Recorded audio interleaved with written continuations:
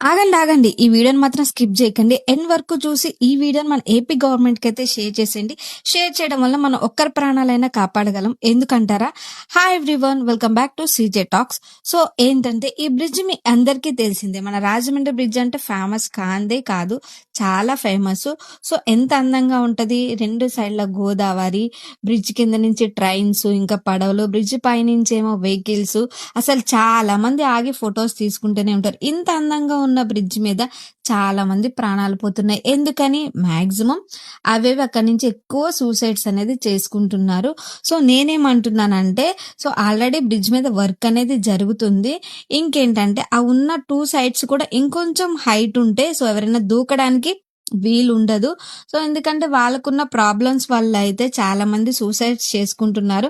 Bridge మీద చాలా మందిని కాపాడారు కూడా.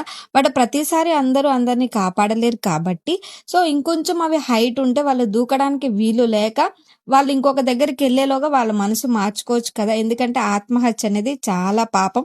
సో మన చేతులతో ఒక్కరినైనా కాపాడినట్లయితే అయితది. సో ఈ వీడియోనైతే ఏపీ గవర్నమెంట్‌కి షేర్ చేసి